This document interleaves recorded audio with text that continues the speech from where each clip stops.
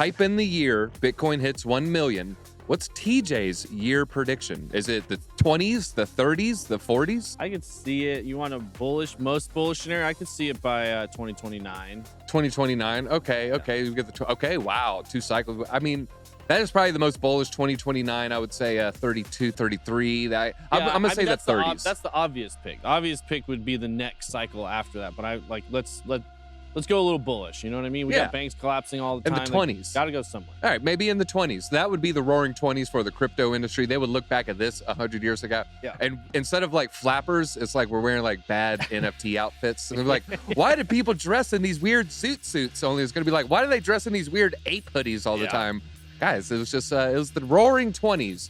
All right, well, this is the guy who's saying, this is hitting $1 million. And not only is he putting his money where his mouth is, he's going to lose $1 million if it doesn't hit $1 million.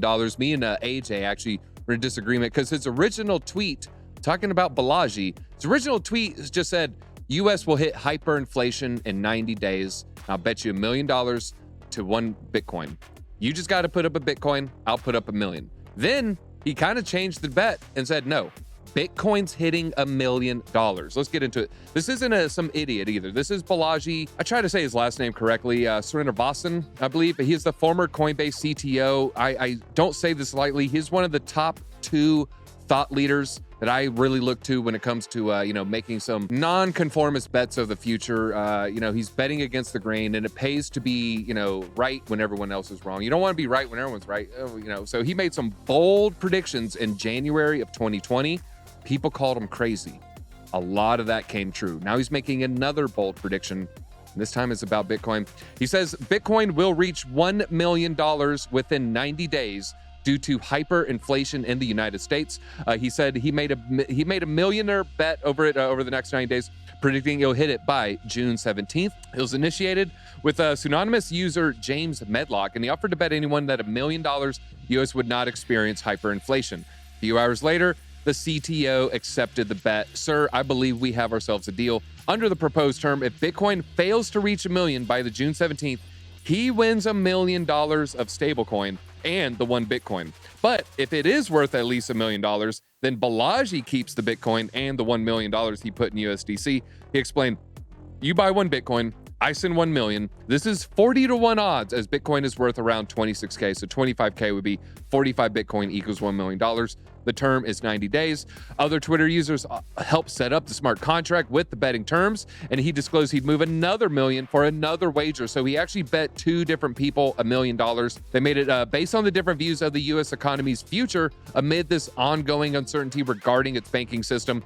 This is his thesis argument. There's an impending crisis that will lead to the deflation of the US dollar and thus to a hyperinflation scenario that would take Bitcoin's price to 1 million. Medlock, on the other hand, is bearish about upcoming hyperinflation in the country. Meanwhile, we're at 27. I opened a short at 20K. Then I saw this. I'm like, God dang it, Balaji, why are you doing that to me? The one time I felt good about a short, because I'm always leaning bullish. I've been saying, hey, the 28.5 levels you got to look out for.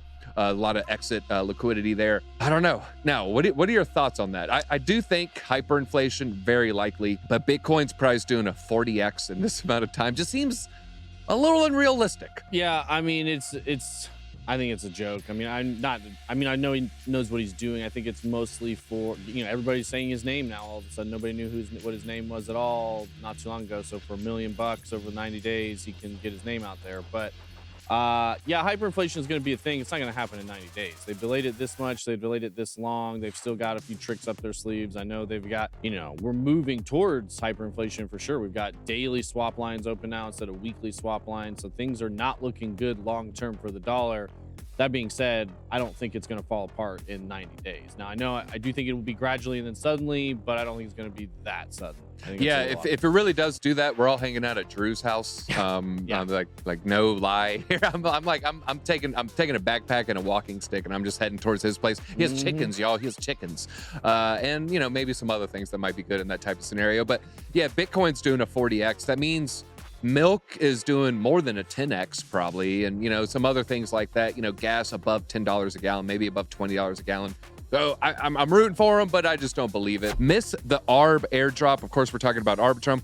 We found 6 smart airdrop hunters who've gotten nearly every massive airdrop in crypto. Arbitrum, Optimism, Blur, SOS, Looks, ENS, 1inch, Uni. Just over and over, you'll see so many things here. Follow their transactions and you won't miss the next airdrop. Here's another, one more down. You can see the same thing. This could be the best airdrop hunter in all of crypto, has claimed more than any other address on Ethereum, possesses the highest DGen score ever. So if you want to look into, hey, I think I missed out on some, some airdrops. I'm trying to read these tweets. I don't know what's going on. I'm missing out on all the cool stuff. It's like they're doing the cool stuff and then they'll tweet about it 24 hours later. So they get all the airdrops. Yeah. Follow the wallets. You'll see it in real time. So I think there's a lot of valuable information there. I'm going to dig into it when I have some time. What do you think about tracking wallets for airdrops? That's really a strategy I haven't thought of before. Yeah, I didn't really think about it too much until you just mentioned. I think that's really good advice, especially if you find ones like that you just outlined there with a really good hit rate, really good success rate. Watch what they're doing, not what they're saying. It's what we say all the time. We're talking about the #1 DGen score in all of Ethereum, guys. That is nuts. So, I mean, the proof's in the pudding now. Hey, maybe they're going to get wise to, hey, they're following me, they're watching me. Keep tracking these wallets. They're going to be new ones. They'll pop up again. The smart nerds, they'll figure it out. They're like, oh, they moved it. Here's the new wallet. And get in on that information. You ready for a blast from the past? Sure. This day in crypto, we're going back 3 years. Okay. March 20, 2020. A lot of 20s there. Yeah. Coronavirus, Friday, March 20. Paper money shunned by some businesses and consumers for fear of COVID-19 spread. This is a nonprofit bookstore in Chicago. Sent an email asking individuals, do not use cash. Also, diners in Washington State have also stopped accepting cash, and delivery services like Grubhub, DoorDash, and others have instituted no contact deliveries. And they've either stopped offering cash as a payment option or actively discouraging it. Even the Fed Reserve has taken efforts to make sure the money supply is not contaminated. Banknotes circulating are being quarantined for 7 to 10 days as precautionary measure, according to the Fed Reserve spokesman. This was a very scary time. We didn't know what was going on. You're getting deliveries, dropped off, and you're like leaving them in your garage for 8 hours, and you're spraying it down with Lysol as you're like, shh. And then you're like running away back into your kitchen. You're like, all right, I hope that Lysol worked. All right. You're like grabbing your cereal box. Oh, I'm scared.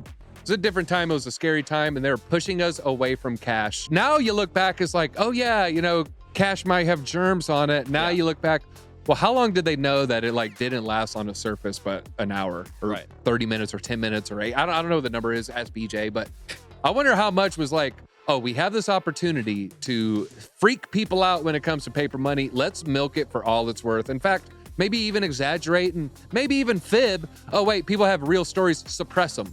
And so now you look back and it was the blind leading the blind. I was listening to some smart people, so I was always ahead of the curve. So I was freaking out early, and then I was not freaking out early.